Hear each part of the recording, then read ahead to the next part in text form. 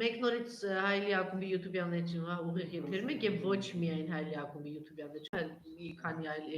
էջերով եւս։ Իմ հյուրն է ազգային անվտանգություն կուսակցության նախագահ Գառնիկ Իսագուլյանը։ Բարև ձեզ, պարոն Իսագուլյան։ Շնորհակալություն, որ ընդունեցիք մեր հրավերը։ Մենք այսօր ավելի շատ խոսելու ենք երրորդ նախագահի մեծ հարցազրույցից։ Մի շարք հարցեր են առաջ եկել։ Մասնավորապես 7 տարածքների վերադարձի հարցը, այսպեսի հայտարարություն անելով Սերժ Սարգսյանը արդյոք տեղի չէր տալի, որ շահարկվեր այս հարցը։ Հիմա տեսնում ենք 2 օր է իմ քայլականները աղքի նախագահ ասում են, տեսնում եք տարբերություն չկա եւ ինքն էլ այդ տարածքների վերադարձի մասին խոսում եւ մենք այնպես որ այդպեսի նպատակ եղել է։ Պարոն Մարուկյանն էլ արձագանքեց եւ այլն եւ այլն։ Խնդրեմ, ինչու խոսեց դրա մասին Սերժ Սարգսյանը եւ այդպեսի շեշտադրումներով։ Նախ ամենակարևորի մասին, որ Ինչ եք փնտրում, պարոն Իսագուլյան։ ոչ բան, ստեղ։ Հասկացա։ Ինչ են ասում, բազմացնում։ Շատ լավ, տարածում եք։ Ամենակարևորը, ես կարծում եմ, որ իմ մասին արժե, որ մենք հիմա անպայման բարձրաձայնենք, որտեղ ասում են այսօր գիշեր Աննան, մեծն Աննան, Աննա Հակոբյանը կամ Բունկերի Աննան, տարբեր անուններ են ասում իր մասին, հրավեր է ստացել տիկին Մեհրիբան Ալիևայից։ Եվ Ալիևան առաջարկել է Աննային, որ ինքը Աննան գնա Շուշի, որպեսզի միասին թեյ խմեն մուղամի տակ։ Բայց պայման է դրել, որ անպայման Աննան պետք է Շուշի գնա Աշշեյնիկով, այն վզակապով, բուձելի նման չորեքթաթ։ Սա է շատ լուրջ եմ ասում, խնդրում եմ սրան կատակով չվերաբերվել, որտեղ երբ որ տիկին Աննան Մեհրիբան Ալիևային կանչում էր Շուշի թեյ խմելու կամ չայ խմելու ազերական մուղամի տակ, հիմա Մեհրիբան Ալիևան որոշել է տիկին Աննայի ցանկությունը կատարածել, բայց պայման է ավելացել, որ Աննան պետք է Աշշեյնիկով, այսինքն վզակապով եւ չորեքթաթ գնա Շուշի, որտեղ Մեհրիբանը չի բացառում նաեւ Իլհամ Ալիևը նրա հետ թեյ կխմեն։ Ամենևին ես դա չեմ բացառում։ Սա այն է, ինչ կուզենայի ասել։ Երկրորդը, արձագանքներ, բազմաթիվ արձագանքներ են եղել նախագահ Սերժ Սարգսյանի ուրեմն երկու մասից բաղկացած Արմյուզին տված հարցազրույցից եւ դրանցից ամենակարևորը իմ կարծիքով, ամենաառաջինը իմ կարծիքով արձագանք, որին հետո սկսեցին հղում անել բոլոր իմ քայլականները, դա Էդմոն Մարուկյանի հայտնի ուրեմն բանաձևումն էր, որ եթե դուք պետք է այդ 7+2 տարբերակով տարածքները վերադարձնեիք, ապա ինչու եք այնտեղ մեր հարկատուների հաշվին կառուցում տարբեր շենք-շինություններ, բնակարաններ, մարդկանց եք տեղաբաշխում այնտեղ եւ այլն եւ այլն։ Այդ դեպքում դի Մարուկյանին մի պարզ հարց տալ։ Մարուկյան, եթե պիտի մեռնես, ապա ինչու ես ծնվել։ Այդ մարդը մեռնելու է, չէ՞ վերջը։ Բայց ինչու է ծնվել, կամ իր հայրը ինչու է ընդհանրապես ծնվել։ Պարոն Իսագուլյան, մարդը շենացնում է իր տունը, ինչի համար, որ այդ վայելի ապրի, հետո փոխանցի որդիների, որ դու շենացնում ես, հիմա հարց է տալի։ Դու ասես ես պատրաստ եմ տարածքը տա, բայց չէ շենացնում է, դիտի որդու չտաս, զավակի չտաս, թորանը չտաս։ Նույնպես եմ կրկնում, այդ տրամաբանությամբ, եթե մարդը պիտի մեռնի,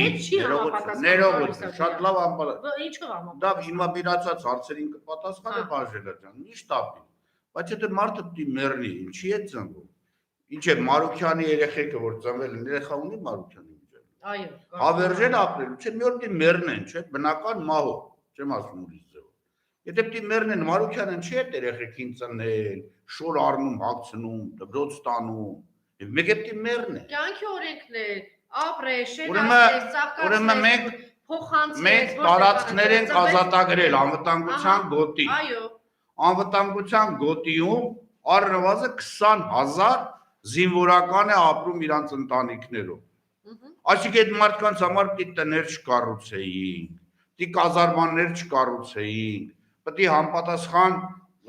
ուրեմն մարդու ապրելու համար անհրաժեշտ ոչինչ չկառուցեինք։ Այսինքն եթե Մենք ասենք դրա համար է կառուցել են նրա համար, որ դա շարունակի մնալ մի րոպե, աչի կարել ցանկացած տարածք, անկախ նրանից։ Հիմա օրինակ գնում են էքսպեդիցիաներ Անտարկտիդա, Արկտիկա, այդ մարդիկ գնում են ոչ թե այնտեղ հավերժ ապրելու, այլ որոշակի ժամանակ աշխատանք կատարելու։ Այդ մարդկանց համար կացարան, մնալու տեղ, միլիոնավոր դոլարներ են ծախսում, որ այդ մարդիկ այնտեղ մնան, եւ որ գիտական աշխատանքները կվերջացնեն, հետո դա թողնում ու գալիս է։ Տեղին չի հանում։ Այս շատ էլ տեղին է, լավ էլի Անժելա ջան, չի կարելի։ Այսինքն եթե այդտեղ մեր 20000 բանակը կանայք հարցը չէ, այնտեղ մի րոպե, դրան հետո կանցնի։ Եթե այնտեղ բանակ կա, այդ բանակին սպասարկել պետք է, այդ բանակին հաց, տեղում մշակելու, տեղում արտադրելու, ամեն ինչ պետք է։ Ուրեմն պետք է սարքվեն բնակավայրեր, այո, պետք է սարքվեն բնակավայրեր։ Նորից եմ կրկնում, ցանկացած տարածք, ցանկացած տեղ, որտեղ կանգնած է քո զինվորը, իր անմիջապես հարևանությամբ ստեղծվում են բոլոր անհրաժեշտ, ուրեմն կառույցները, որպեսզի դա սպասարկի բանակի։ Բնական է, որ այո, ես եմ առնվազն ես մասնակցել եմ մոտ 100 բնակավայրերի բացման։ Եթե այնտեղ ապրում են մարդիկ, կան երեխաներ։ Այդ երեխաները պիտի դպրոց գնան, պիտի գնան։ Իրանց համար դպրոց պիտի կառուցել, այո, պիտի կառուցել։ Բամարուկյանի նման տխմարը մտածում է, որ եթե այնտեղ մենք բանակ ենք պահում, կապ չունի քանի տարով։ Կապ չունի ով ինչ է մտածում։ Բայց այդ մարդկանց համար այնտեղ բոլոր ինֆրակառուցվածքները պիտի ստեղծվեն, թե ոչ։ Բնականաբար այո։ Ամբողջ աշխարհն է տենց եղել։ Այսինքն դուք եք կարծիքի, որ ճիշտ է, ոչ մի թիզականները դրանք սխալ բաներ էին։ Կապ չունի։ Ոչ մի թիզականներ, 100 թիզականներ, 40 թիզականներ։ Խնդիրը դրա մասին չի ամենը։ Խնդիրը նաև դրա մասին է, որ այնտեղ ներդրումներ էր կատարվում։ Այո, դու պարտավոր ես այդ ներդրումները անել։ Նորից եմ կրկնում, պարտավոր ես այդ ներդրումները անել։ Դու պարտավոր ես այդ ներդրումները անել։ Ինչ ես կարծում, Անժելա, քո տղային բանակ էին տանում, օրինակ ծառայում էր Ջեբրայիլում։ Տղատիչ, դուս գալու անապատով, որտեղ եք քնելու։ Չէ, որտեղ եք քնելու։ Ես այդ համոզմունքն ունեի, որ այդ տարածքները ներ չէ, որ շենացնում են, որքի վերադարձնենք։ Ուրեմն ուղիղ 30 տարի է, որպեսզի բոլորը պիտի հասկանաք մի բան, բարձ ճշմարտություն։ Ես ինքս եղել եմ ոչ մի թիզական, մնում եմ ոչ մի թիզական, բայց դա ոչինչ չի նշանակում, որ նրանք, ովքեր մտածել են, որ պետք է լինի փողզիջումներ, կապ չունի։ Միևնույն է, այնտեղ կար բանակ, պատկերացրեք ձեր տղան, ուրիշի մասին չեմ ասում, այնտեղ պետք էր, որ այդ տղան ունենար բոլոր անհրաժեշտ կառույցները։ Մենք անում էինք դրա համար, թե անում էինք ոչ մի թիզ այդ սկզբունքի համար, ինչի համար է։ Ոչ, նորից եմ կրկնում։ Դա մեր հայրենիքն է։ Նույնիսկ եթե մեր դա մեր հայրենիքն է, դա։ Այո, մեր հայրենիքն է, կապ չունի։ Անժելա, դու նորից անիմաստ վիճում ես։ Չէ, անիմաստ Դու շատ անիմաստ վիճում ես։ Հայրենիքը պետք է զարգացնել, շենացնել։ Տղա թիմը որտեղ է։ Սովորում է Եվրոպայում։ Եվրոպայում։ Այո։ Ինչ որ տան մնում է։ Հիմա հաց ուտում է։ Հետո բարիսագլյան պրիմիտիվ պարզ դեմագոգիա եք զգա։ Ես ուրիշ հարց եմ տալիս, դուք ուրիշ հարց չեք տալիս։ Դուք ասում եք այնտեղ բանակ կա։ Ես ասում դեմ հայրենիքն է։ Թող կազարմա չսարքեին։ Դե օֆիցերներ կային։ Այդ օֆիցերները տանիքներ ունեին։ Ուրեմն նույնպես եմ կրկնում, կապ չունի դու քանի տարով։ Այսօր է լինելու փողզիջումը, 100 տարի հետո է լինելու։ 100 տարի հետո Հոնկոնգը պիտի վերադարձվեր Չինաստանին։ Անգլիացիք այնտեղ ներդրում չեն արել։ Տրիլիոնների ի՞նչ տարբերություն։ Հիմա որ Կիպրոսում թուրքերը ներդրում են մտածում պիտի վերադարձեն, մտածում են այսպես։ Բանը կպահեն, բանակցային։ Հիմա իրանք ինչ են մտածում, ինձ չի հետաքրքրում։ Ինչ են, չի բացառում, որ մի օր Թուրքիան որպես պետություն վերանա։ Այդ ուժեղ մեծ Թուրքիան իր երկրում պիտի ներդրում չանի։ Այսինքն եգիպտական փարավոնները դե բուրգեր չսարքեին, որտեղ հետո կարող է Եգիպտոսը չլիներ։ Նորից եմ կրկնում, ուզում եմ 1 օրով ես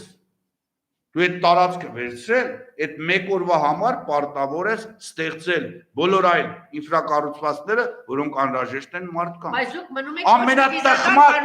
Ամենատխմար մարդը կարող է ասել, Եթե պետք է 30 տարի հետո հետային կամ չտայի, եթե բանակցությունները տենց էին գնում, ապա մենք ընդդեմ ներդրումներ չանեինք։ Մենք պետք է ճանապարհներ չզարքեինք, մենք պետք է դեղի հողերը չմշակեինք։ Պարոն Իսագուլյան, Սերժ Սարգսյանը 30 տարի մասին չէր խոսում։ Ինքն ասում է ես մնացի, որպեսզի որպես բանակցող հասցնեմ իր նպատակին։ Ենթադրելի է Սերժ Սարգսյանը 30 տարի հետո այն մասին չի խոսում, չէ՞։ Ենթադրելի որ խոսում է Կարող է դա տեղի ունենալ 100 տարի հետո։ Կարող է երբևէ տեղի չունենալ։ Երբ որ խոսում ենք, որ ինքը պատրաստ է, ասում է, որ ես պատրաստ եմ Կազանյան փաստաթղթին, բայց Ալիևը պատրաստ չէ։ Կարող է Ալիևի որդին էլ պատրաստ չլներ, նրա որդու որդին էլ պատրաստ չլներ։ Այդ նշանակում է մենք պետք է բոլոր դեպքերում ամբողջ աշխարհին ցույց տանք, որ այդ տարածքները մեր համար էական չեն, մենք այնտեղ բնակավայրեր չենք կառուցում, մենք այնտեղ չենք բնակեցնում, մենք այնտեղ հողերը չենք մշակում, մենք մեր բանակի համար այնտեղ ինֆրակառուցվածքներ չենք ստեղծում։ Ինչ տրամաբան համար, մեր ազգի համար, երկրի համար։ Ուրեմն բանակը, նորից եմ կրկնում, եթե որևէ տեղ կանգնում է, ապա բանակի հարևանությամբ ստեղծվում են բոլոր ինֆրակառուցվածքները։ Բոլոր։ Սա եթե որևէ մեկ հիմա մի րոպե, ռուսները 5 տարով են չի եկել Արցախ։ Ընդամենը 5 տարով։ Արդեն առնվազն 8000-ի համար տներ են կառուցում, օդանավակայաններ են կառուցում, ամեն ինչ կառուցում են։ Ինչի համար են կառուցում, եթե 5 տարի հետո կգնան։ Իրանք եկել են պայմանագրով 5 տարով։ Գնացել են Սիրիա, չգիտեմ քանի տարով։ Այնտեղ ստեղծել են ամեն ինչ։ Եկեղեցի ռուսական, դպրոց ռուսական, շենքեր ռուսական։ Համոզմունք ունեմ, որ երկարատև են մնալու։ Մենք համոզմունք ունեինք եւ Սերժ Սարգսյանը նույնպես համոզմունք ուներ, որ այնտեղ բնալու ենք հավիտենս հավիտենից ամեն։ Ահա, այո, որովհետեւ պարոն Իսագուլյան ավարտեմ, որովհետեւ չտվեցին, չէ՞, տարածքները ոչ Ռոբերտ Քոչարյանը, ոչ էլ Սերժ Սարգսյանը։ Չէին էլ տալու։ Ապացուցեցին իրենց մնալով, ապացուցեցին, բայց ինչու էսպիսի հայտարարություն եւ շահարկման տեղի տվեց իմ քայլականները Երևանից դրա մասին են խոսում։ Կապ չունի ով ինչ է խոսում, հիմա եթե ինչ որ ոչխարներ ինչ որ բան են խոսում։ Երևան շահարկում են այդ հարցը։ Ոչինչ, այդ ոչխարները եթե իրանց գլխավոր ոչխար Նիկոլ Փաշինյանի ու նրա կնգա գլխավորությամբ ինչ որ բան են շահարկում, դա ոչինչ չի նշանակում։ Սերժ Սարգսյանը ի պատիվ իրեն, նորից եմ կրկնում եւ 1000 անգամ դա կկրկնեմ։ Կարող էր ասել, որ ընդհանրապես ես Կազանյան այնպես գնում էի կեր, չէ։ Ինքը խոսացել է, չէ, համանախագահների։ Ես իր հետ այդ թեմայով բազմաթիվ զրույցներ եմ ունեցել։ Թե ինչ էր ծրագրավորում ինքը եւ ինչ կարող էր լինել հետագայում, դա ինքը շատ լավ գիտի։ Բայց ինքը այսօր ընդ որում ներկայացնում է մի բան, որը իր մտքում կար թե չկար, դա կլիներ թե չէր լինի, եւ հանրությունը դա համարում է հաղթական տարբերակ։ Երբ որ 16 թվականին նա այցելել էր Արցախ, Նիկոլը իր հողմակով ոչխարներով, լսաստա ծռեր կային, ինչ որ մռեր կային, Շիրինյաններ կային, Պապյաններ կային, ոչխարի նման բառաչում էին։ Բայց այսօր այդ տարբերակը իրանք համարում են հաղթանակ։ Նաև Սերժ Սարգսյանը դա էր ուզում ցույց տալ, որ այն ինչ որ երեք ես ուզում էի իբրև թե անել։ Ես ինչ եմ ասում իբրև, ես դրա իրավունքը ունեմ։ Դուք այսօր որպես իբրև թե անելը մի ուրիշ բան է։ Այո, իբրև։ Այո, դե հիմա դա Այլապես Սերժ Սարգսյանին ոչ մի բանը չէր խանգարում։ Դա անել 13 թվականին, 14 թվականին, 15 թվականին։ Եվ հիշեք նրա բառերը, շատ կարևոր է թե մենք ինչ էինք ձեռք բերելու։ Որտեւ այնտեղ լակար Շահումյանի, Գետաշենի, Ենթարշրջանի, Մարտունու եւ Մարտակերտի ուրեմն հարավ-արևելյան շրջանների խնդիրներ, սակարկման շատ բաներ կար։ Եվ նորից եմ կրկնում 5+2 տարբերակով վերադարձնելու պայմանում ոչ մի խոսք չէր գնում, որ ընդեղի բնակչությանը պետք է տեղահանեն։ Որովհետև մենք միշտ ասել ենք, որ առնվազն եղել է 500,000 փախստական, որոնք Բաքվից ու Սումգայիթից եկել են, բնակվել են այդ տարածքներում։ Ոչ մեկը չէր կարող ասել այդ բնակչությանը դու տեղից պիտի տեղահանվես տներդ էլ վառես։ Որը արեց ոչխար հայրենիքի դավաճան թշնամի Նիկոլն ու նրա կնիկը։ Այսինքն շատ ես զարմանում եմ, ես քանի որ ոչ մեկի համար գաղտնի չի շատ ընկերական հարաբերությունները թե Սերժ Սարգսյանի հետ, թե Ռոբերտ Քոչարյանի հետ, թե Բակո Սահակյանի հետ, եւ էլի ինչ որ ինքը ասում էր, այդ թեմաները ես վաղուց դրանց մասին գիտեի։ Ու շատ ավելի մանրամասը, որոնց շատ բաների մասին Սերժ Սարգսյանը չխոսեց։ Բայց ես գնահատում եմ նրա անկեղծությունը, որ ինքը ներկայացրեց իր իշխանության ժամանակ ամենավատագույն տարբերակը, որին իբրև թե ինքը պատրաստ է եղել, բայց Ալիևը չի համաձայնվել, եւ այդ տարբերակը կարող էր քննարկման դառնալ, ոչ եմ կրկնում, տասնյակ ու հարյուրավոր տարիներ։ Էլի կարևոր բանի մասին խոսեց, ես որպես բանակցող պիտի շարունակեի գործը, ճիշտ է։ Այո։ Այստեղից հարց է առաջանում, երբ որ Սերժ Սարգսյանը հայտարարում է, ես վարչապետի տեխնացու չեմ լինելու, մենք գնում ենք սահմանադրական փոփոխության, մենք միասին առնվազն 3 հաղորդում նվիրել ենք դրան, որ դա ինչ վտանգավոր բան է, որ մեր հասարակությունը ժողովուրդը դեռ պատրաստ չի խորհրդարանական ընտրության, ճիշտ է, որ մենք կարող ենք, մենք մի անգամ երկիր ենք կորցրել, հանրապետություն ենք կորցրել, չի բացառում, որ նորից կորցնենք, ինչը ինչպես տեսնում եք տեղի ունեցավ, երկիր կորցրեցինք։ Այդի հայտարարություն արեց, հիմա ի՞նչն է խանգարում, որ Սերժ Սարգսյանը կանգներ ազնվորեն ասել, գիտեք ինչ կա, դնելու եմ տեխնացիոնս, բանակցել եմ, պահել է Քոչարյանը երկիրը, պահել է Սերժ Սարգսյանը Արցախը։ Չենք տվել, օրինաչափություն կա, որ Արցախը ազատագրած մարդիկ պիտի լինեն իշխանության, մենք մեր գործը պիտի հասցնենք մինչև վերջ։ Այս պարագայում Ռոբերտ Քոչարյանը գտել է իրեն ժառանգորդ Սերժ Սարգսյան, ես այն ման փնտրել եմ, չգիտեմ ինչի, բայց չի գտել։ Չեմ գտել ոչ մեկի, ես պիտի հասցնեմ մինչև վերջ։ Գուցե հանրությունը կհասկանա պարոն Իսահակյան, ասել դե այս մարդը ազնիվ է։ Այս մարդը ուզում է հասնել, չնայած այդտեղ հարց կառաջանալ, այդ ինչի Ռոբերտ Քոչարյանը գտավ Սերժ Սարգսյան, Սերժ Սարգսյանը չգտավ Սերժ Սարգսյան։ Նույնիսկ չեմ կրկնում։ Այդ թեմայով իսկապես մենք դեռ այն ժամանակ, երբ որ այլի առաջը կենտրոն հեռուստաընկերությունում էր, այո, խոսացել։ Եվ ես այն ժամանակ էլ ասել եմ, որևէ մեկը, ոչ Քոչարյանը, ոչ Սերժ Սարգսյանը իրավունք չունեն հեռանալու։ Այո, դա էլ եմ։ Ես դա ասել եմ։ Այո։ Այսինքն ես այն ժամանակ էլ իր հետ բազմաթիվ զրույցների ասել եմ, որ դա մեծագույն սխալ է։ Ասել, որ դուք այլևս չեք լինելու, որտեղ այս ծանր խնդիրները, որոնց տիրապետում էին ընդամենը մի քանի հոգի, կարող են միայն բանակցության process-ը։ Ես 1000 անգամ ասել եմ, որ Սերժ Սարգսյանը այդ ժամանակ քայլում էր ածելու ծայրով։ Այդ նախադասությունն եք ասել։ Այո, եւ այդ մարդը կարողանում էր հավասարակշռել արևմուտք, արևելք, հյուսիս, հարավ, կարողանում էր։ Հիմա խորամանկում էր, ճիշտ էր բանակցում, շատ լավ գիտեր Ալիևին, գիտեր Ալիևը որտեղ չի գնալու եւ հատկապես այդ կարգի կետեր մտցնում էր այդ փաստաթղթերի մեջ, բայց կարողանում էին ժամանակ շահել։ 18-24 թվականի այդ բաների մասին, երբ որ խոսում էր թե ինչ փոփոխության պետք է ենթարկվեր բանակը, այդ ծրագիրը արկա է։ Եվ հիմա Նիկոլի ու իր կնգակը ռավաթի տակն էլ դրված է հաստատ կրկնօրինակը։ Այսինքն այնինչ ասում է Սերժ Սարգսյանը, ասում է բացարձակ ճշմարտություն։ Այդ ժամանակ օրինակ ես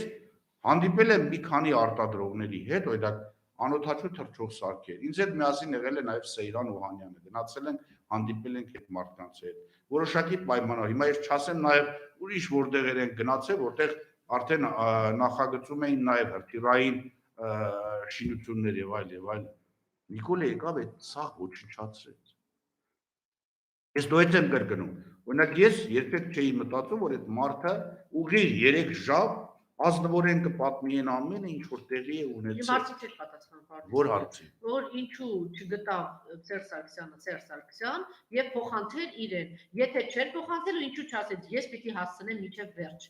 Թույլ տվեք, ես դառնամ վարչապետ, թույլ տվեք, ոչ թե ասեցեց, գուցե հանրությունը ավելի մեծ վստահությամբ Սերժ Սարգսյանին կվստահեր։ Ուրեմն այդ կարգի մարդկանց չեն փնտրում ու չեն գտնում։ Այդ կարգի մարդիկ իրանք ի հայտ են գալիս։ Ուրեմն չեկա ոչ մեկ առաջ։ Բայց ցավոք սրտի։ Ցավոք սրտի։ Շատ շատերը կային, որոնք նույնիսկ չէին ուզում մտնել այդ խնդրի մեջ։ Մենակ հոգեկան Իվան Նիկոլն է, այդ ոչխարը, որը մտածում էր, որ ինքը պետամուկի, կալամբուկի եւ ցավոք սրտի մեր հանրությունն էլ գնաց այդ մարդու ստերի ու կեղծիքի հետևից։ Իհարկե, դրա համար հիմքեր ստեղծել էր ամբողջ արևմուտքը, եւ թուրք-ադրբեջանական տանդեմը, Շատ լավ։ որը 48 միլիոն տվեց այդ ոչխարներին հեղաշրջում կատարելու համար։ Հիմա ճիշտ է, այդ գործով քրեական գործ են հարուցել։ Ինձ էլ տանում բերում է։ Հիմա մաքչուն ցնել առանձինը մի հատ մեծ պատկա ուղարկել դատարան։ Բայց այն որ այդ անասունները, այդ 48 միլիոնը թուրք-ադրբեջանական փողերը ներկրել են Հայաստան, անվտանգության խորհրդի քարտուղարուհի է, քարտուղար է մի հատ Արմեն Գրիգորյան կոչված ոչխար կա։ Այդ տղեն ինքը չհամադաններ, գիտեք ինչ, ուղղակի այդ տղաներին դի սահմանի վրա որպես կոնտրաբանդիստ գնդակահարեի, այդ փողն էլ բերեին ներդնեին Հայաստանում տարբեր խնդիրների մեջ։ Այստեղ է որ գուցե իշխանությունները թերացել են։ Նույն մակունցն ու սակունցն ու քակունցները դες։ Պարոն Իսագորյան, Պարոն ախրացնեք, պարոն Իսագորյան, ոնց ասել։ Հիմա հաջորդ հարց եկավ այն հասունացավ, որ տեսեք պահանջում էին Սերժ Սարգսյանի հրաժարականը, պարտադրում էին եւ ինքը այդ ժամանակ հասկացավ, որ պիտի փոխանցի մեկ օրվա մեջ Կարեն Կարապետյանի, չէ։ 10 տարի այդպեսի մեկին չի գտնում, որ փոխանցի։ Ցավոք սրտի, ինչպես դուք եք ասում, ոչ մեկ առաջ չի գալի, որ ինքն էլ հասկանա, որ բանակցությունները կարող է ճիշտ այդպես շարունակի։ Մեկ օրվա մեջ, երկու օրվա մեջ ոնց հասկացա, որ Կարեն Կարապետյանը այն մարդն է, որ պիտի կարողանա այս բանակցությունները տանի, մի հատ էլ այդ մեծ հանրահավաքը, չգիտեմ, ցրի, այս ամեն ինչը կարողանա պահի։ Անժելա ջան, երկու օրվա մեջ դες համաձայնություն փոխանցեց, դա բախտ է, ճակատագրի հեգնանք է, թե ինչ, որ ես այդ կարգի օրերին միշտ լինում եմ այնտեղ, որտեղ երևի պիտի չլինեմ։ Օրինակ հենց հրաժարականի օրը ես գտնվում էի նախագահական նստավայրում։ Եվ տեղը պայմանավորվում էինք, որ ես պետք է գնայի հանրային հեռուստաընկերություն այդ թեմայով ելույթներ ունենալու եւ ես ու Ալեքսան Հարությունյանը իր կաբինետում նստած էինք, նախ վարչապետ Սերժ Սարգսյանը իր մոտ էր նստած, այդ հարցերի քննարկումն էր, երբ որ Ալեքսանը մտավ սենյակ, ինձ ասեց, որ պարոն Իսագորյան ծրագիրը փոխվում է, իմացանք հրաժարականի մասին, չպատմեմ էլ շարունակությունը Որոշվեց, որ իշխանությունը փոխանցվելու է Կարեն Կարապետյանին, ուրեմն մենք անմիջապես հանձնարարությամբ ես գնացի Արցախի այդ ժամանակվա գործող նախագահ Բակո Սահակյանի հետ, մենք դրա հետ միասին իջել ենք ուրեմն Կարեն Կարապետյանի մոտ, այնտեղ որոշում է կայացվել ինչ-որ խնդիր կազմակերպելու համար, հանձնարարվել է դա ինձ, ես շատ արագ սկսել եմ հավաքել թիմ, Կան մարդիկ օրինակ Ժաննա Ծառուկյան, Արմինե Սիմոնյան, Արթուր Հովհաննիսյան եւ էլի 20-25 հոգանոց մի թիմ էինք ձևավորել, արդեն տեղ էինք վերցրել, տեղադրել էինք այնտեղ, որ հակազդեինք նախ Նիկոլենց այդ ամբողջ սուտ ինֆորմացիայի, որին շատ օգնում էր Ազատություն ռադիոկայանը, որը պիտի փակվի Հայաստանում անպայման, առաջին EM-ը եւ այլը, եւ նաեւ ուրիշ խնդիրներով մենք պետք է զբաղվենք։ 3 օր մենք արդեն սկսել էինք այդ գործունեությունը, երբ որ Կարեն Կարապետյանը ինձ կանչեց եւ ասեց, որ գիտեք ինչ կա, այս գործը մենք չենք անելու այլևս, ես ապշած էի, ես ինքս եմ ուղղակի հարցրել Կարեն Կարապետյանին, պատճառ ասեց, որտեղ ինքն էլ հրաժարական է տալու եւ չի ստանձնելու, ես ապշած էի, որտեղ չգիտեմ, ես ինչու իմ այդ մարդը ում հետ է հանդիպել։ Հիմա չէ, ուզում եմ ասել, որ Այն ինչ ասում է Սերժ Սարգսյանը, այդ այսինքն օրերին ես Չէ, ոչ մեկ չի կասկածում է ճշմարտացիությունը, որ իսկապես այդպես է եղել։ Վստահ եմ, որ Կարեն Կարապետյանն էլ կհաստատի, որ իրեն ասել դու կարող ես, ի վիճակի ես ինքն ասել է այո, եւ այլն, այսպես ամեն ինչը եղել է։ Ուղղակի զարմանալին այն է, որ ինքը Սերժ Սարգսյանը 10 տարում չի գտնում մեկին, որ պիտի փոխանցի։ Ինքը շատ լավ ճանաչում է Կարեն Կարապետյանին, ինքը տեսնում է երկի գլխին ինչ է գալիս, ինչ է կատարել։ Այդ ո՞նց երկու օրում որոշեց տա Կարեն Կարապետյանը։ Հիմա էլ նորից նույն հարցը, նույն պատասխանը տա։ Դες մարդկանց չեն գտնում, դες մարդիկ իրանք են իհայտ գալիս։ Հիմա Կարեն Կարապետյանը իհայտ է կա։ Հիմա այդ պայն մարդը ինքն էր վարչապետ եղել, ինքը իր վրա պատասխանատվություն վերցնում էր, ասում էր պատրաստ է դա անելու։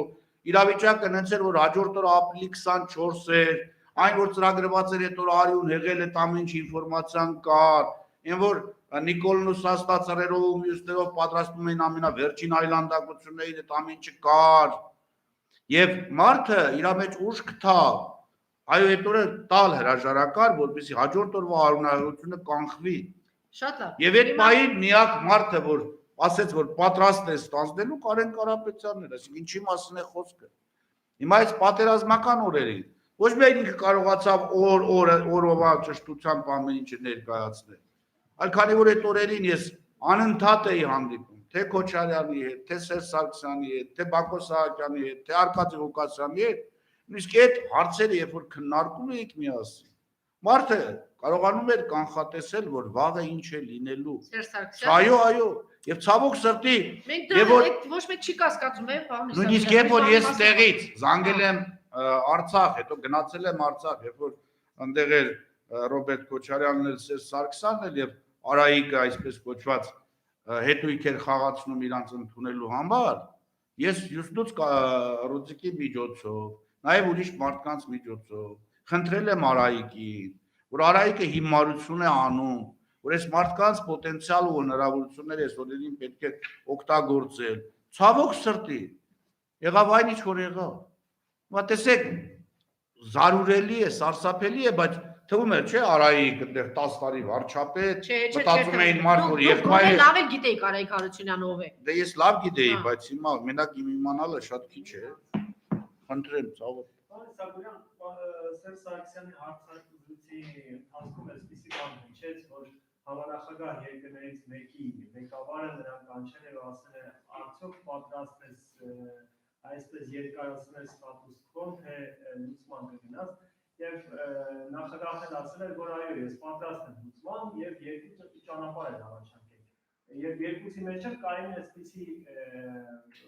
բաղկացուցիչ մասեր, որ նախ պետք է Հայաստան գար, այնտեղ ասել, որ մենք գնում ենք այս ճանապարհով, որ տարածքները պետք է դիջենք, մեզ են ինչ-որ խոստումներ են տալի, հետագայում կարգավիճակը հստակեցնելու համար, հետո պետք է գնար Արցախ այդ ամեն ինչը աներ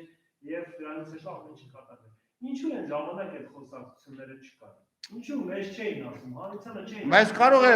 քանի որ այս պահին բանակցում ենք այս ինչ ամեն ինչի մասին, որ հանձնելու ենք, որ տալու ենք, այ հիմա գլխանց ասում։ Ուրեմն ես ձեզ ասեմ հետեւյալը, այդ ժամանակ ինքը ոչ միայն եղել է ինչ-որ մեկի հետ է խոսացել, ես իհարկե քաղաքացիները չեմ բացի, բայց ինքը եղել է Բրյուսելում, բավականին լուրջ, բարձրաստիճան, ոչ միայն մարդ, որը մեկ երկիր չէ, երկու երկիր չէ, երեք երկիր չէ, ՆԱՏՕ-ի անդամ ամբողջ պետությունների այսպես կոչված իր հետ է զրույց եղել, որից հետո եղել է Մոսկվայում բավականին շատ լուրջ զրույցներ, նորից եմ կրկնում, բայց եկեք չխեղաթյուրենք Սերժ Սարգսյանի ասածը։ Խոսքը չէր գնում հանձնելու մասին։ Դրանց տարբերությունը պետք է, օրինակ ես այս թեմաներով իր հետ շատ զրույցներ եմ ունեցել։ Հիմա տես, ես նորից եմ կրկնում, որպեսզի հասկանաք, որ ես ոչ մի թիզական եմ, ես ունեմ գիրք գրած, եւ այդ գիրքը դարել է վեճի առարկա, որտեղ ես ասում եմ, որ մենք ոչ մի թիզ չզիջենք։ Ես հիմա էլ մնում եմ այդ գաղափարին։ Եվ հիմա էլ ասում եմ, որ հնարավոր է նաև այդ տարբերակը աշխատել։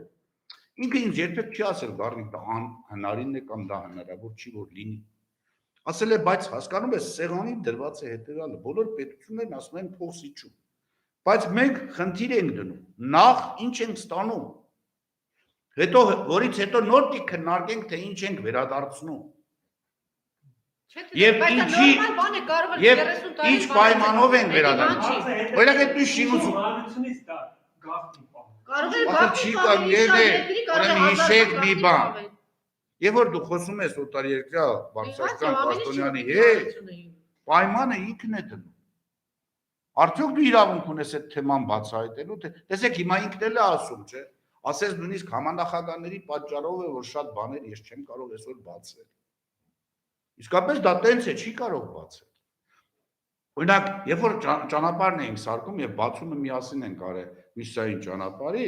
դե գիտեք, բավականին մեծ ներդրում էր, մենք ուրիշ պլաններ էլ ունեինք, ես օրինակ առաջարկում էի նաեւ թունել Սոտկից մինչեւ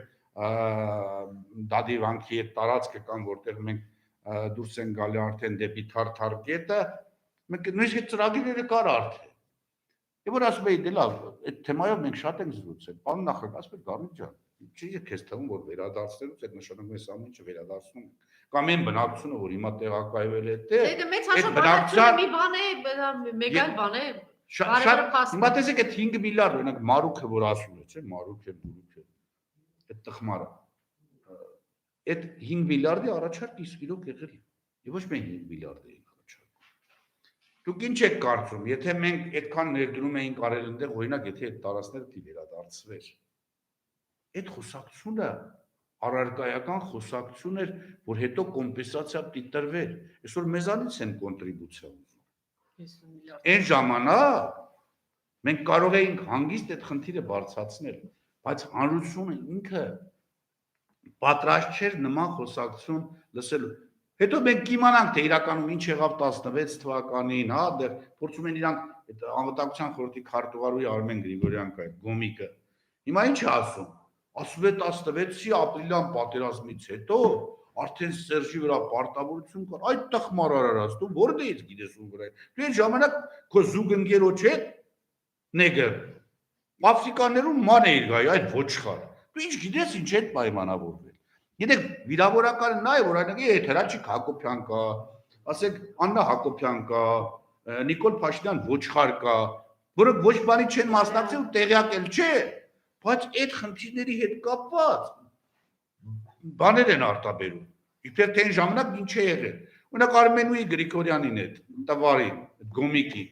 ով է դա ասել, որ 16 թվականին դες պայման են առաջարկել,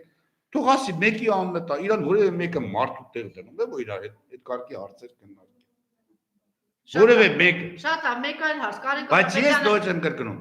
Այդ հարցերը քննարկել են հենց կոնկրետ անձանց է։ Սերժ Սարգսյան, շատ հարցեր է եղել, որ քննարկվել են միասին։ Օրինակ, չկար որևէ խնդիր։ Օրինակ Բակո Սահակյանը շատ հաճախ էր լինում, որ Ղարաբաղում էինք միասին էինք եւ առիթ էր լինում, որ հետո նստեինք միասին ինչ-որ հարցեր քննարկելու։ Չէր եղել մի բան, որ օրինակ եւ Քոչարյանը եւ իպատիվիրան Լևոն Տեր-Պետրոսյանը եւ ասենք Սերժ Սարգսյանը Արցախի իշխանություններից որևէ բան գաղտնի պատմի։ Բայց պարզ իմացավ, չէ՞ որ Բաքուն չի իմացել։ Մենք Բակո Սահակյանի հետ այդ ընթացքում շատ էինք խոսում, նույնիսկ իմ հրաժարականից հետո երբ որ ես հրաժարական տվեցի, Վիկտոն հրաժարական տվեց, երբ որ խոսում էինք, հասկանում էինք, որ Հայաստանը Արցախին ըստ էության ոչինչ չի ասում։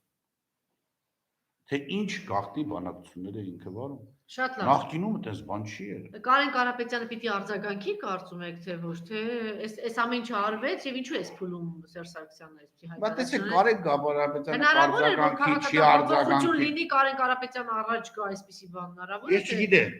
կարձագանքի չի արձագանքի, օրինակ այն որ ես եմ իմ մասով ասում, Կարենը չի կարող մերժել, որտեղ իմ մուտք այդ ժամանակ կառավարություն արձանագրվել է, եթե բացեն մատյանները, վերջապես ես տվեցի անունները, չէ՞,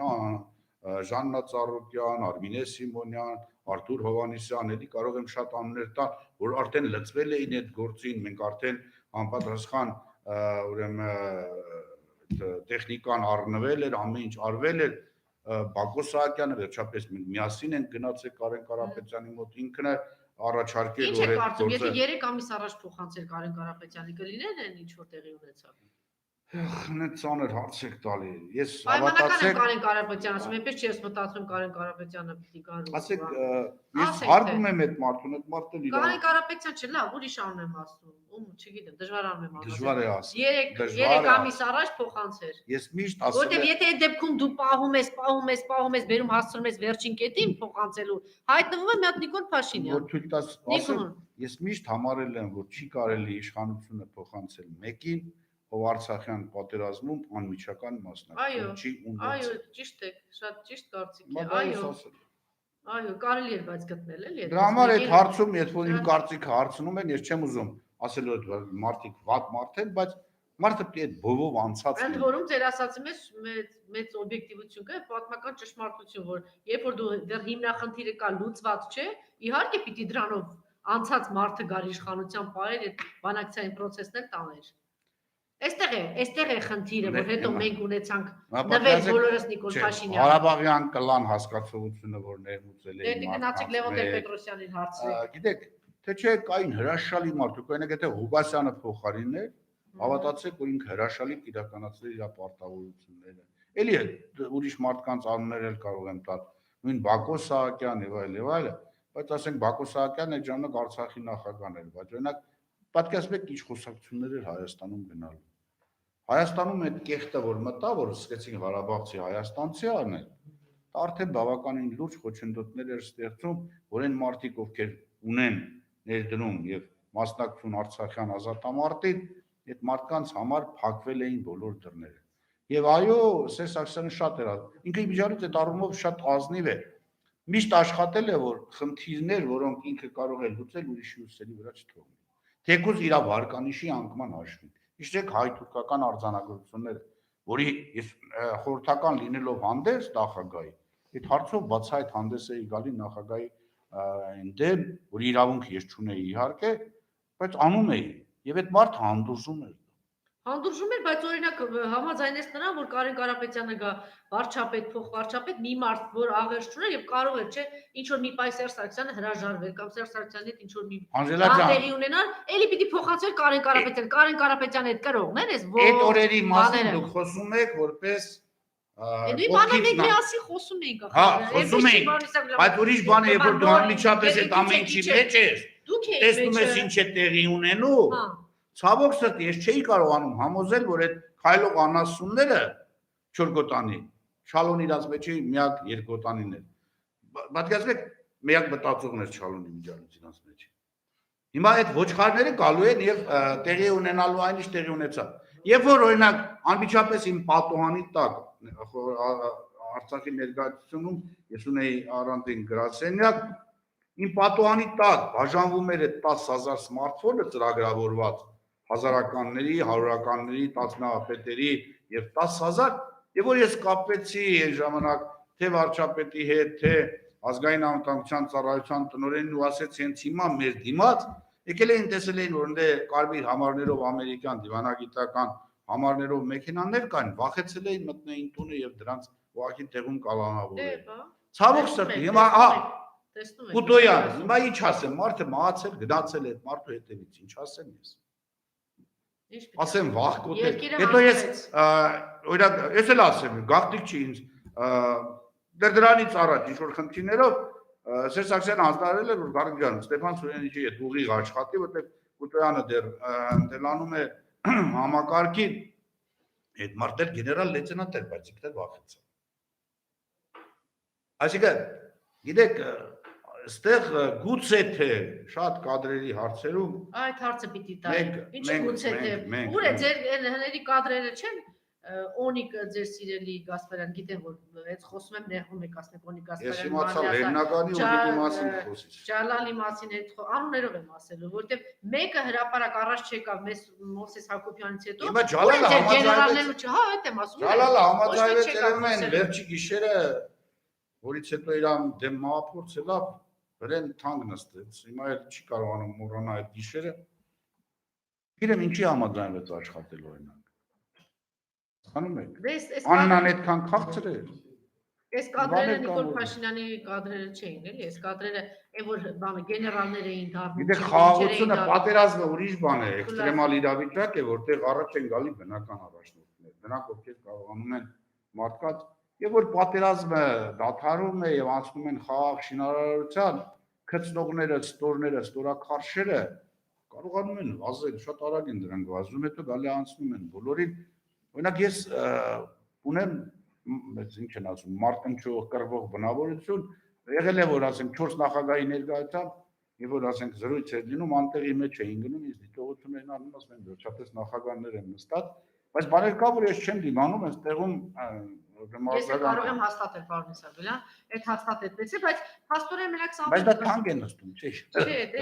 այդ դուք էլ մնում եք Գառնիկ Իսագելյան։ Այլ վաղնել դատել տարբերություն մյուսների։ Հիմա վաղնել իս դատել Ովքեր են դատողները խեղճ ու կրակ, դուք էլ եկել եք։ Չէ, հասկանում եմ, հարցեր ջրերեն գալով անցնեն գնան։ Կարևորը հայրենիքն է։ Ինչ է ուզում ասել, տեսեք, ասում են հրամանատարները եւ այլն, փաստորեն մենակ Սամվել Բաբայանը էլի բան գտնվեց։ Մարդը գոնե թերոսի կոչումներ ասեց, եթե հայրենիքից չկա, մյուսները մեծ պատվով հələ դեռ Աննայի հետ բունկերներից հետո հերոսի կոչումից չէ, ամեն ինչից է հրաժարվեց։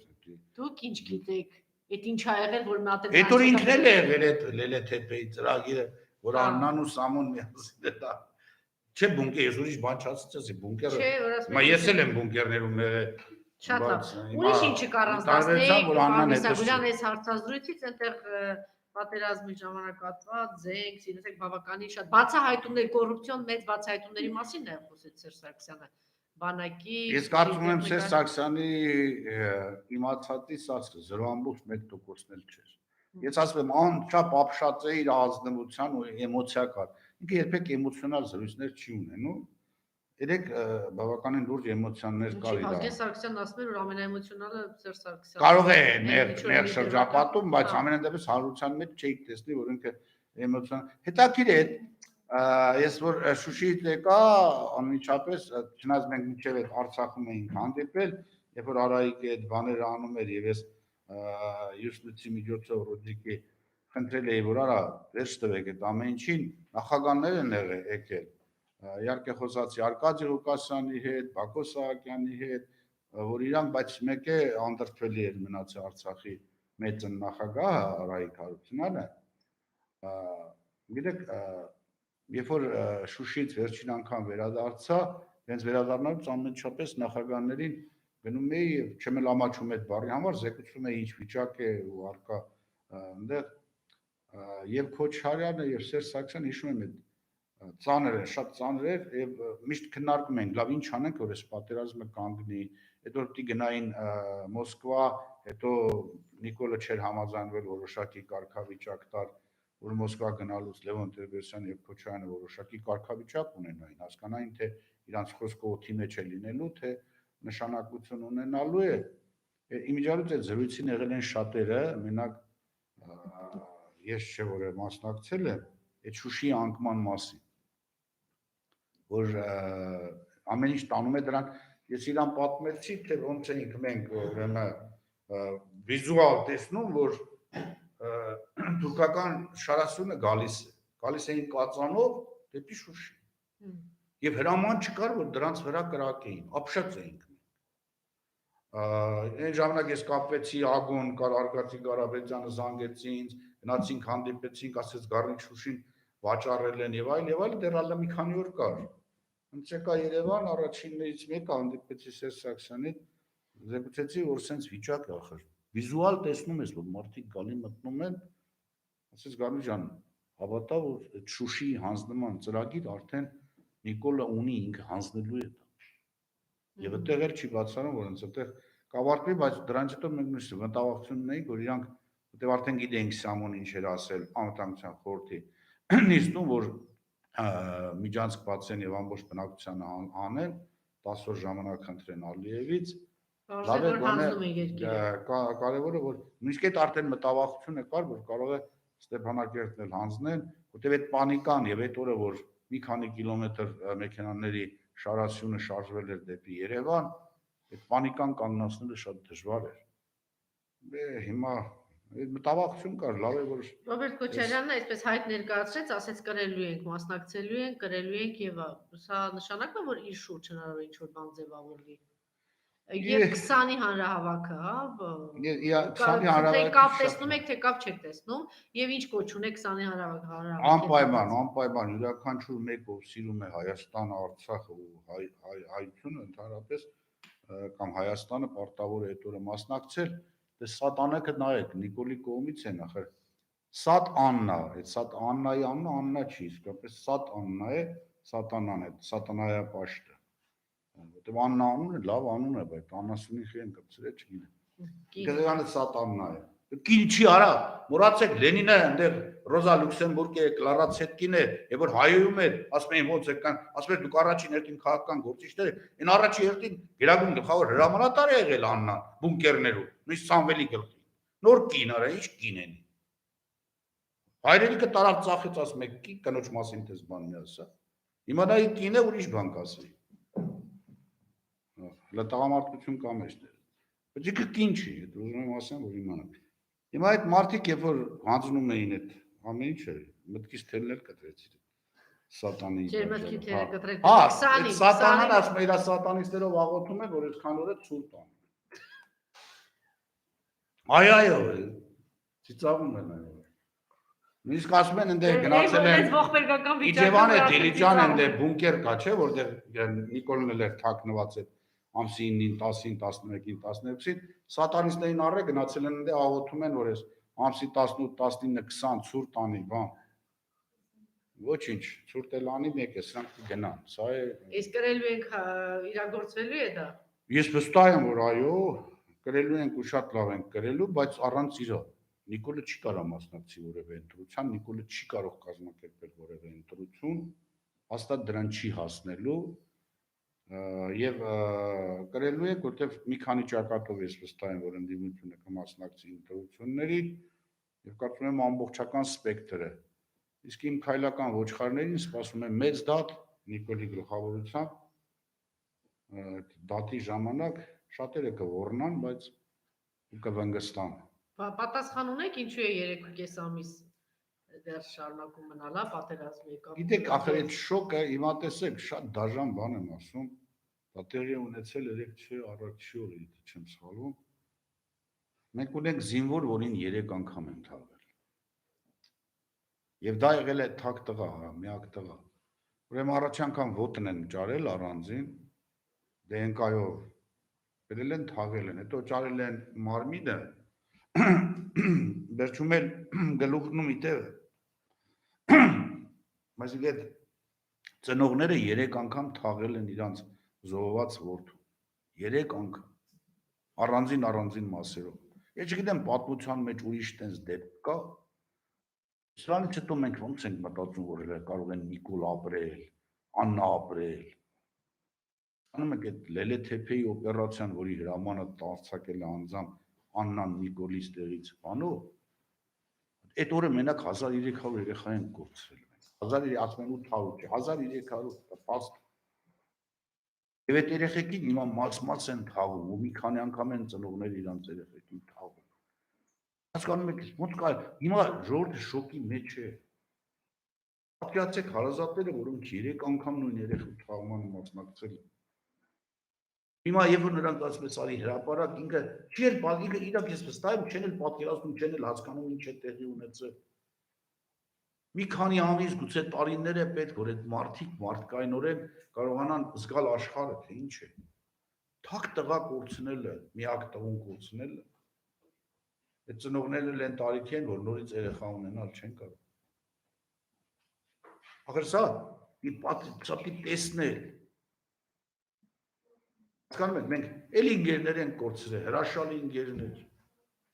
Ընկերներ ունենք, օրինակ կարոտինը տենց էլ չկարողացանք առաջին պատերազմից հետո հայտնաբերել։ Թաթուլի մարմինը մաս ենք հավաքել, նույն պետոինը։ Հասկանում եք, ծանր բան է։ Բայց այն ժամանակ գոնե գիտեիր, թե արդյունքում ինչ ունես։ Հիմա ունես պարտված երկիր, մաս թաղված երեխեք, մոտ 7000 Ավել է։ եւ անասուններ, սատանիստներ Նիկոլի ուրական ղեկավարությամբ։ Ծանր բան է, հասկացեք։ Անհնար ծանր բան է։ Շոկից դեռ հասարակությունը չի կարողանում դուրս գալ։ Հավատացեք, եթե ծնողները այդ վիճակից դուրս եկա, Նիկոլը բունկեր լինի, այն որ ասում է 40 գազխոր որում լինի, այդ ջրաղացակարեր վրեն դրած, գոմշի կաշի վրեն քաշած, մեկ է ճղելու են իրան։ Ինքը սատկելու է։ Ու գերեզման չեն ունենալու իրանք։ Սա է իրողությունը։ Այդ մարդիկ դեռ ես երբ որ հանդիպում եմ մեր ծնողների, շատերի հետ զրուցելուց հասկանում ես, որ ինքը դեռ չի էլ դիտակցում ինչ է տեղի ունեցել, որտեղ վիշտը այդքան ծանր է։ Եվ հիմա պատկերացնում եք օրինակ այդ ոչխարի հեղափոխությունից անմիջապես հետո հանդես գային, տեսեք Քոչարյանի մամլո ասուլիսը, չէ, իրանք տապալեցին այդ ոչխարների Գյումրիում դեռ մարդ կա, ինչ որ մեկն է կա, ասում են դերասանուհի է։ Թե դերասան։ Այն մի խեղկատակ կա։ Ինքը չի կարա դերասան։ Այնտեղ Ես կառաջարկում եմ ուրոլոգներին դրա հետույ քննայել, կհասկանալ, որ այդ չի կարա դերասան լինել, ինքը դերասանուհի էլ չի։ Դա վար է, միասեռական, գոմիկ։ Այն բառն էլ կասեի, բայց թույլ չեք տալի։ Այդ ի՞նչ տղամարդ արա։ Գնացել են դեռ այդ գոմիկներով Գյումրիում։ Արա Նիկոլի աջակցության համար հավաք են։ Բա գյումրեցիներն ամուստ հասիք չկա։ Դրանք դիտես սատկեն ախր։ Իհարկե նախորդ ուղարկում են մի քանի 100 ոստիկան, որ դրանց պահի։ Բայց ոստիկաններին էլ ասեք, դրանց մեջ էլ չկա։ Ինչ է, ամփոփում ենք արդեն 20 հանրահավաք Ինչ կոչում եք, ինչպես Եկ հարցրեցի, մենք ամփոփեք, ամեն ինչ պետք է անենք, որ ամսի 20-ը լինի Նիկոլի վերջին օրը։ Չէ, ֆիզիկապես չէ, ինքը պետք է դատվի։ Ինքը պետք է ելքի հելը կնգա հետ միասին։ Ոռնան ավելի ճիշտ ինքնուկնի։ Իրանց պետք է գցել տարբեր կամերաներ իրար կողք, որ մեկը մյուսի ոռնոցը լսի։ Իրանք շատ բան ունեն պատմելու։ Շնորհակալություն, սպասենք 20-ի հանրահավաքին, հույսով, որ իսկապես դա շատ բժշկորոշ օր կլինի։ Շնորհակալություն, Ես էլ եմ Բաղդասարյան, ինչպես միշտ շատ տարբեր